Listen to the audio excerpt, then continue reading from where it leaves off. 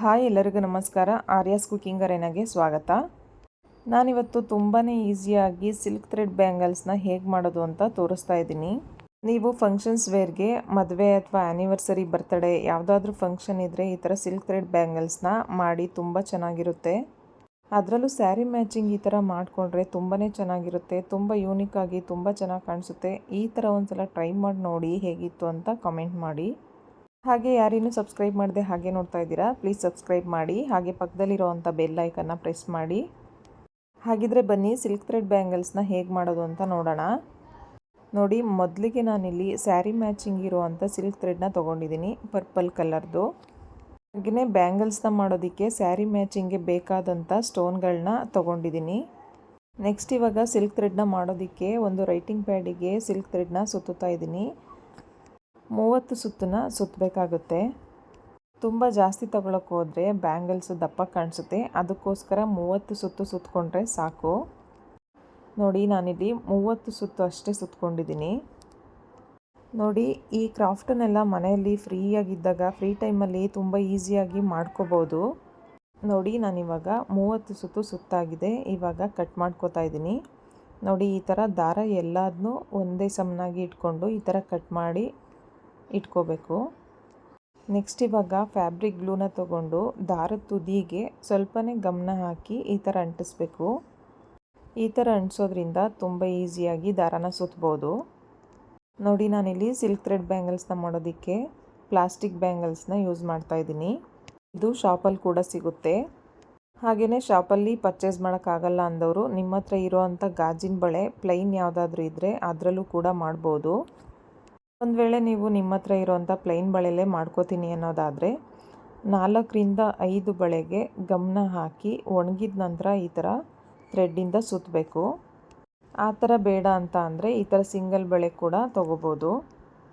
ಈ ಥರ ಸಿಂಗಲ್ ಬ್ಯಾಂಗಲ್ಸ್ನ ತೊಗೊಂಡು ಸಿಲ್ಕ್ ಥ್ರೆಡ್ ಬ್ಯಾಂಗಲ್ಸ್ನ ಮಾಡೋದ್ರಿಂದ ಎಲ್ಲೂ ಕೂಡ ಏರೋಪೇರಾದಂಥ ರೀತಿ ಕಾಣಿಸೋದಿಲ್ಲ. ಅದೇ ನೀವು ಗಾಜಿನ ಬಳೆಯಲ್ಲಿ ಅಂಟಿಸ್ಬಿಟ್ಟು ಮಾಡ್ತೀನಿ ಅನ್ನೋದಾದರೆ ಸ್ವಲ್ಪ ಏರುಪೇರು ಕಾಣಿಸುತ್ತೆ. ಗಾಜಿನ ಬಳೆನಲ್ಲಿ 2 ಬ್ಯಾಂಗಲ್ಸ್ನ ಅಂಟಿಸ್ಬಿಟ್ಟು ಮಾಡ್ತೀನಿ ಅಂದರೆ ಚೆನ್ನಾಗಿರುತ್ತೆ. ಆದರೆ 4ರಿಂದ 5 ಬಳೆನ ಅಂಟಿಸ್ಬಿಟ್ಟು ಮಾಡ್ತೀನಿ ಅನ್ನೋದಾದರೆ ಸ್ವಲ್ಪ ಏರುಪೇರಾಗುತ್ತೆ. ಅದಕ್ಕೋಸ್ಕರ ಇದೇ ಥರ ಬ್ಯಾಂಗಲ್ಸ್ನ ಪರ್ಚೇಸ್ ಮಾಡಿ ಸಿಲ್ಕ್ ಥ್ರೆಡ್ ಬ್ಯಾಂಗಲ್ಸ್ನ ಮಾಡಿ. ನೋಡಿ, ಇಲ್ಲಿ ಈಗ 1 ಸುತ್ತು ದಾರ ಮುಗಿದಿದೆ. ಇವಾಗ ಕರೆಕ್ಟಾಗಿ ಕಟ್ ಮಾಡಿಕೊಂಡು ಫ್ಯಾಬ್ರಿಕ್ ಗ್ಲೂನ ಹಾಕಿ ಅಂಟಿಸ್ಬೇಕು. ನೋಡಿ, ಇಷ್ಟು ಅಂಟಿಸಾದ್ಮೇಲೆ ಎಕ್ಸ್ಟ್ರಾ ಥ್ರೆಡ್ ಏನಿರುತ್ತೆ ಅದನ್ನು ಕಟ್ ಮಾಡ್ಕೋಬೇಕು. ನೆಕ್ಸ್ಟ್ ಇವಾಗ ಇದನ್ನು ಕಟ್ ಮಾಡಿ ಆದಮೇಲೆ 1 ನಿಮಿಷ ಒಣಗೋದಕ್ಕೆ ಬಿಡಬೇಕು. ನೆಕ್ಸ್ಟ್ ಇವಾಗ 1 ನಿಮಿಷ ಆದಮೇಲೆ ಮತ್ತೆ ನಾನು ಫ್ಯಾಬ್ರಿಕ್ ಗ್ಲೂನ ಹಾಕಿ ಥ್ರೆಡ್ಡನ್ನು ಸುತ್ತುತ್ತಾ ಇದ್ದೀನಿ. ನೋಡಿ, ಈ ಥರ ಥ್ರೆಡ್ಡನ್ನು ಸುತ್ತುವಾಗಲೂ ಅಷ್ಟೇ ಸ್ವಲ್ಪ ಡ್ರೈ ಆಗೋದಕ್ಕೆ ಬಿಟ್ಟು ಆಮೇಲೆ ಸುತ್ತಿದ್ರೆ ಈಸಿಯಾಗಿ ಸುತ್ಬೋದು. ಇಲ್ಲಾಂದರೆ ಗ್ಲೂ ಸ್ವಲ್ಪ ಹಾಗೇ ಇರುತ್ತಲ್ಲ, ಹಾಗಾಗಿ ಈ ಥರ ಸುತ್ತುವಾಗ ದಾರ ಕಿತ್ಕೊಂಡು ಬರುತ್ತೆ. ಅದಕ್ಕೋಸ್ಕರ ಸ್ವಲ್ಪ ಡ್ರೈ ಆದಮೇಲೆ ಸುತ್ತಿದ್ರೆ ನೋಡಿ ಈ ಥರ ಆರಾಮಾಗಿ ಈಸಿಯಾಗಿ ಸುತ್ಬೋದು. ಸುತ್ತೋವಾಗ ಎಲ್ಲ ಥ್ರೆಡ್ಡನ್ನು ಕೂಡ ನೀಟಾಗಿ ಇಟ್ಕೊಂಡು ಒಂದೇ ಸಮನಾಗಿ ನಿಧಾನಕ್ಕೆ ಸುತ್ಕೊಳ್ಳಿ. ನೋಡಿ, ನಾನಿಲ್ಲಿ ಈ ಒಂದು ಬ್ಯಾಂಗಲ್ಗೆ 3 ಸಲ ದಾರಾನ ಸುತ್ತಿದ್ದೀನಿ. ಯಾಕೆ ಅಂದರೆ ನಾನು ದಾರಾನ ಸುತ್ತೋದಕ್ಕೆ ತಗೊಂಡಿರೋವಂಥ ರೈಟಿಂಗ್ ಪ್ಯಾಡು ಸ್ವಲ್ಪ ಚಿಕ್ಕದು.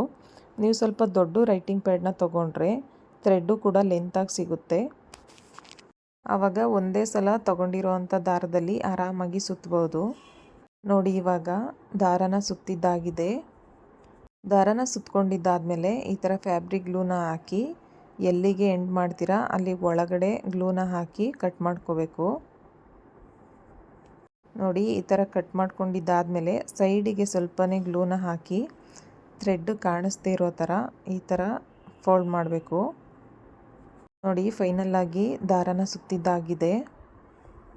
ನಾನಿಲ್ಲಿ ಇದೇ ರೀತಿ ಎಲ್ಲ ಬ್ಯಾಂಗಲ್ಸಿಗೂ ಥ್ರೆಡ್ಡನ್ನ ಸುತ್ತಿ ಎತ್ತಿಟ್ಕೊಂಡಿದ್ದೀನಿ.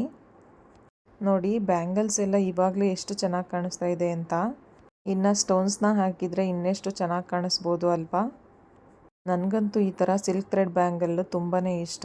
ನಿಮಗೂ ಇಷ್ಟ ಆಗಿದರೆ ಈ ಥರ ಖಂಡಿತ ಒಂದ್ಸಲ ಟ್ರೈ ಮಾಡಿ. ಬನ್ನಿ, ಇವಾಗ ಸುತ್ತಿಟ್ಕೊಂಡಿರೋವಂಥ ಸಿಲ್ಕ್ ಥ್ರೆಡ್ ಬ್ಯಾಂಗಲ್ಗೆ ಸ್ಟೋನ್ನ ಹಾಕೋಣ. ನಾನಿಲ್ಲಿ ಸ್ಟೋನ್ನ ಅಂಟಿಸೋದಕ್ಕೂ ಕೂಡ ಫ್ಯಾಬ್ರಿಕ್ ಗ್ಲೂನ ತೊಗೊಂಡಿದ್ದೀನಿ. ನಾನಿಲ್ಲಿ ಸ್ಟೋನ್ನ ಅಂಟಿಸೋದಕ್ಕೆ ಪೆನ್ ಥರ ಇರುವಂಥ ಒಂದು ಸ್ಟಿಕ್ನ ತೊಗೊಂಡಿದ್ದೀನಿ. ಹಾಗೆಯೇ ಇಲ್ಲಿ ರೆಡ್ ಕಲರಲ್ಲಿ ಕಾಣಿಸ್ತಾ ಇದೆಯಲ್ಲ ಅದನ್ನು ಕೂಡ ಗಮ್ಮು. ಸ್ಟೋನ್ನ ಅಂಟಿಸೋದಕ್ಕೆ ಈ ಗಮ್ಮು ತುಂಬಾ ಹೆಲ್ಪ್ ಆಗುತ್ತೆ. ಸ್ಟೋನ್ನ ಅಂಟಿಸುವಾಗ ಈ ಥರ ಸ್ಟಿಕ್ಕಿಗೆ ಸ್ವಲ್ಪನೇ ಆ ರೆಡ್ ಕಲರ್ ಗಮ್ನ ಅಂಟಿಸಿದ್ರೆ ಸ್ಟೋನು ಕೂಡ ಈ ಥರ ಗ್ರಿಪ್ಪಾಗಿ ಚೆನ್ನಾಗಿ ಕೂತ್ಕೊಳ್ಳುತ್ತೆ. ಈ ಸ್ಟಿಕ್ ಇಲ್ಲ ಅಂತ ಅಂದರೆ ಸ್ಟೋನ್ನ ಅಂಟಿಸೋದಕ್ಕೆ ತುಂಬಾ ಕಷ್ಟ ಆಗುತ್ತೆ. ಈ ಥರ ಇಷ್ಟು ಕ್ಲಿಯರಾಗಿ ಕೈಯಲ್ಲಿ ಅಂಟಿಸೋದಕ್ಕೆ ಆಗೋದಿಲ್ಲ. ಅದಕ್ಕೋಸ್ಕರ ಈ ಥರ ಸ್ಟಿಕ್ನ ತಗೊಳ್ಳಿ. ನಾನು ಈ ಸ್ಟಿಕ್ನ ತಂದಿದ್ದು ಶಾಪಲ್ಲಿ, ಬೇಕಿದ್ರೆ ಆನ್ಲೈನಲ್ಲಿ ಕೂಡ ಶಾಪ್ ಮಾಡ್ಬೋದು. ನಮ್ಮ ಹಾಸನವರು ಯಾರಾದರೂ ನೋಡ್ತಾ ಇದ್ದರೆ ಹರ್ಷ ಸ್ವೀಟ್ ಆಪೋಸಿಟೇ ಇರೋವಂಥ ಶಾಪಲ್ಲಿ ನಾನು ತೊಗೊಂಡಿದ್ದು. ಸ್ಯಾರಿ ಕುಚ್ಚಾಕೋದಕ್ಕೆ ಥ್ರೆಡ್ಗಳೆಲ್ಲ ಸಿಗುತ್ತಲ್ಲ ಆ ಥರ ಶಾಪು, ಅಥವಾ ಲೇಸ್ಗಳು ಎಲ್ಲ ಇರುತ್ತಲ್ಲ ಆ ಥರ ಶಾಪಲ್ಲಿ ಈ ಥರ ಸ್ಟೋನ್ಸು, ಹಾಗೆ ಈ ಥರ ಫ್ಯಾಬ್ರಿಕ್ ಗ್ಲೂ ಮತ್ತು ಈ ಥರ ಸ್ಟಿಕ್ ಎಲ್ಲ ಸಿಗುತ್ತೆ.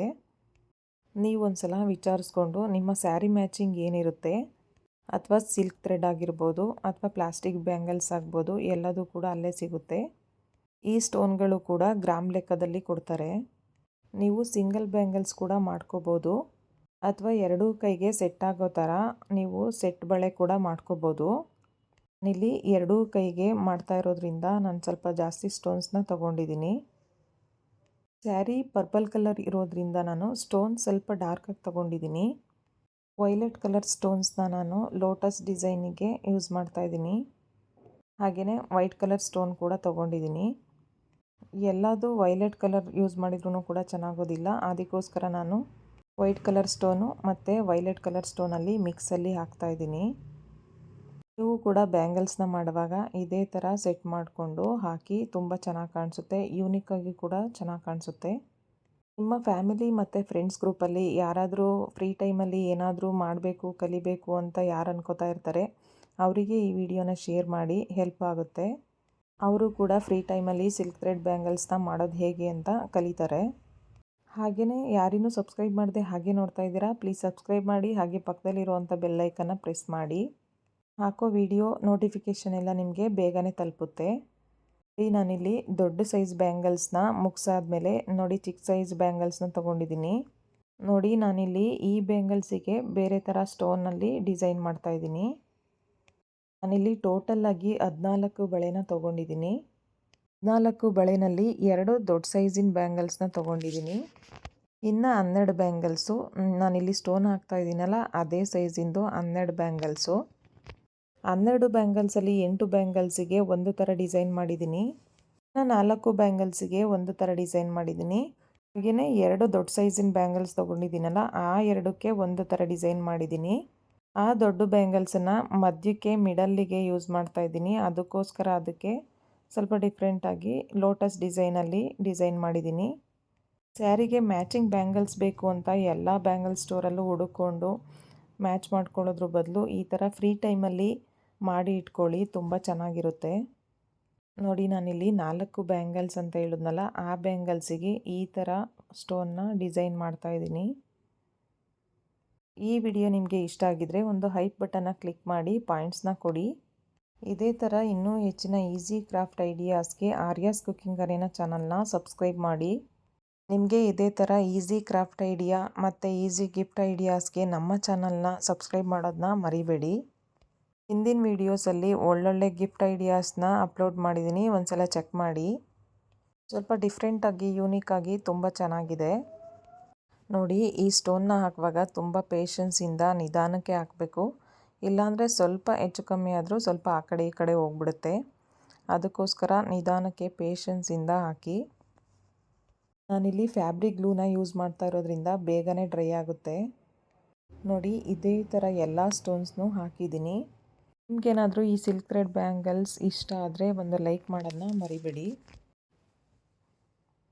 ನೋಡಿ ನಾನಿಲ್ಲಿ ಇದೇ ಥರ ಎಲ್ಲ ಬ್ಯಾಂಗಲ್ಸಿಗೂ ಕೂಡ ಸ್ಟೋನ್ನ ಹಾಕಿ ಇಟ್ಕೊಂಡಿದ್ದೀನಿ. ಈ ವಿಡಿಯೋ ಖಂಡಿತ ಎಲ್ಲ ಹೆಣ್ಮಕ್ಳಿಗೂ ಇಷ್ಟ ಆಗುತ್ತೆ ಅಂತ ಅಂದ್ಕೊಂಡಿದ್ದೀನಿ. ಯಾಕೆಂದರೆ ಎಲ್ಲ ಹೆಣ್ಮಕ್ಳಿಗೂ ಕೂಡ ಬ್ಯಾಂಗಲ್ಸ್ ಅಂದರೆ ತುಂಬಾ ಇಷ್ಟ. ಎಲ್ರೂ ಹಬ್ಬ ಮತ್ತು ಫಂಕ್ಷನ್ಸಲ್ಲಿ ಬ್ಯಾಂಗಲ್ಸ್ನ ಯೂಸ್ ಮಾಡೇ ಮಾಡ್ತಾರೆ. ಸ್ಯಾರಿ ಮ್ಯಾಚಿಂಗ್ ಈ ಥರ ಬ್ಯಾಂಗಲ್ಸ್ನ ಮಾಡಿ ಹಾಕ್ಕೊಂಡ್ರೆ ತುಂಬಾ ಚೆನ್ನಾಗಿರುತ್ತೆ. ಈ ಥರ ಒಂದು ಸಲ ಟ್ರೈ ಮಾಡಿ ಹೇಗಿತ್ತು ಅಂತ ಕಮೆಂಟ್ ಮಾಡಿ. ನೋಡಿ ಫೈನಲ್ಲಾಗಿ ಎಲ್ಲ ಬ್ಯಾಂಗಲ್ಸು ಆಲ್ಮೋಸ್ಟ್ ಮುಗಿದಿದೆ. ನೋಡಿ ಈ ಬ್ಯಾಂಗಲ್ಸು ಕೂಡ ಸ್ಟೋನ್ನ ಹಾಕಿ ಕಂಪ್ಲೀಟ್ ಆಗಿದೆ. ನೋಡಿ ಕಂಪ್ಲೀಟ್ ಆದಮೇಲೆ ತೋರಿಸ್ತಾ ಇದ್ದೀನಿ ಎಷ್ಟು ಚೆನ್ನಾಗಿ ಕಾಣಿಸ್ತಾ ಇದೆ ಅಂತ.